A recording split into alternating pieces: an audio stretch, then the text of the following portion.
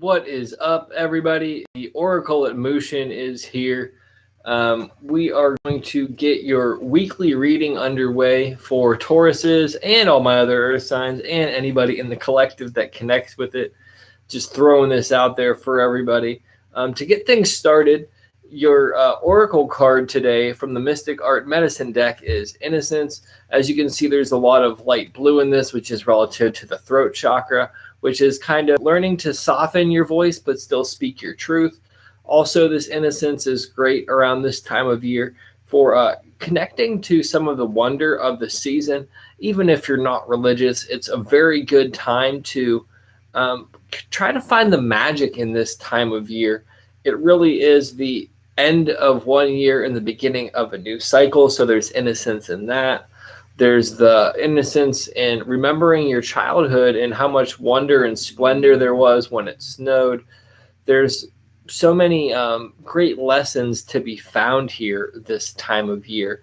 And for your sigil, this one here is calm. It's charged with some positive vibes to help soothe you and calm you. And that'll put you in a better space to feel your innocence.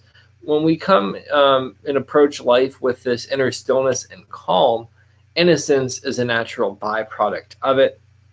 We have this beautiful aventurine wire wrapped bottle pendant for you. Oop, Johnny fumble fingers over here. And with that, I'm going to shuffle the cards and get into your week ahead reading. Pretty soon, I'm going to be changing it up and doing some different types of readings, maybe some bigger spreads, all of that, just to have it be fun and play around. Can't do all the same things all the time. You know what I'm saying? You know what I'm saying, people? While I'm shuffling, if you haven't already, like this video, subscribe to my channel. I'm going to be doing a bunch more of this because people are sleeping on it. And when they find out what they're missing out on, they're going to go bananas. Okay, that's enough shuffling. So the very first card is, where can you benefit? And we'll turn it around, and it is ecstasy. And I think this really ties in with innocence in a large way. And it's not talking about popping Molly, although it looks like she is at a rave. It's really about tapping into the ecstasy of your heart, and that's reflected in that green robe. Green's relative to the heart chakra.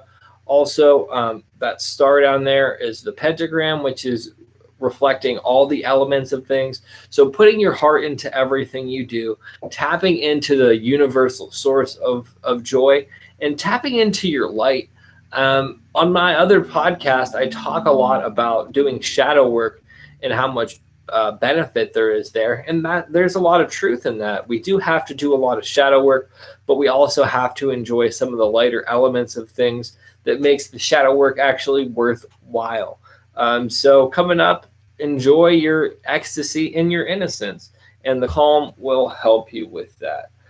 What do you need to think about in the coming week?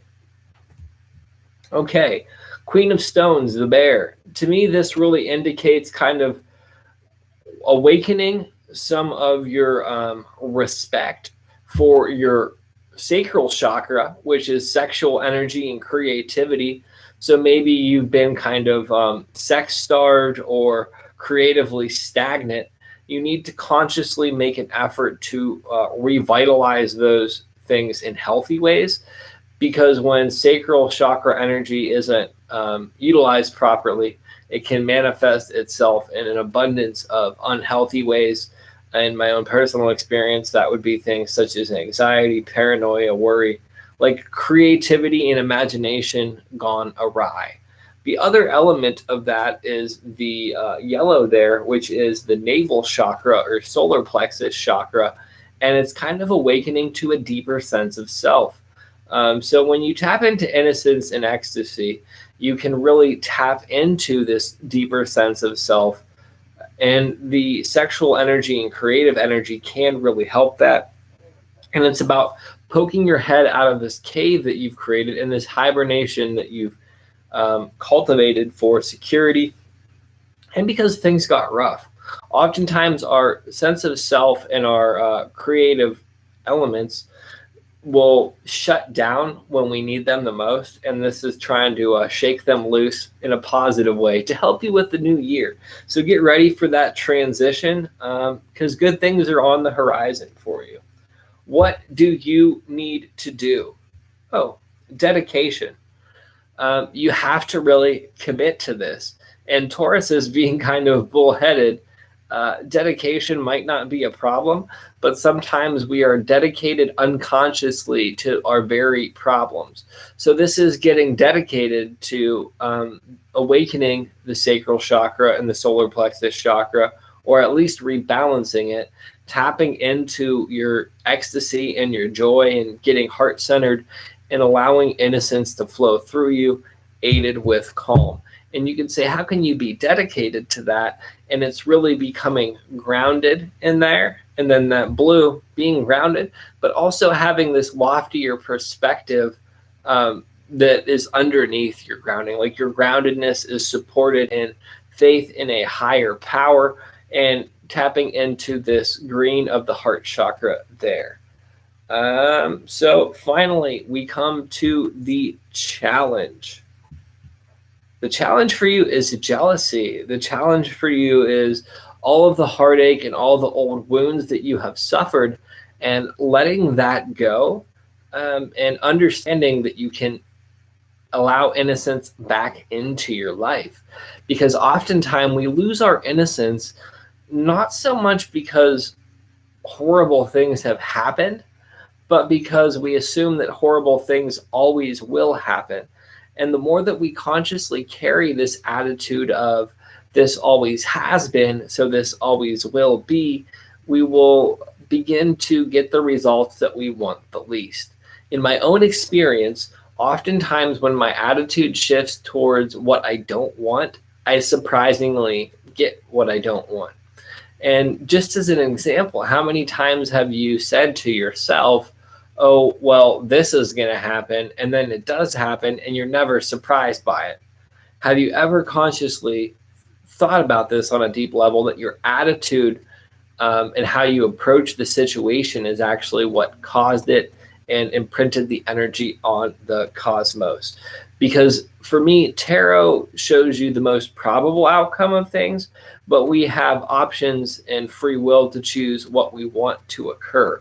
And I think that people forget that. That is also relative in astrology, in my opinion. These are most likely things or challenges that we have to overcome, but they are not set in stone that we can't overcome them. So your challenge is getting over the past, letting go of heartache, letting go of jealousy, dedicating yourself to this innocence, kind of coming out of your hibernation, facing your creativity and your sense of self, tapping into your ecstasy and dancing in it, finding the calm amongst all of that, and that will liberate you into innocence. So with that, this will likely be your last reading before Christmas, and I hope that this connects with you, Taurus, Earth signs, anybody else that really jives with this. If you want to get your own week ahead reading, there is a link down below, or if you want to donate, book a live reading, the whole business pitch, you know, or if you just want to follow me on social media, blah, go ahead and do that. Like this video if you haven't subscribed to the channel. Stay blessed, people. Peace.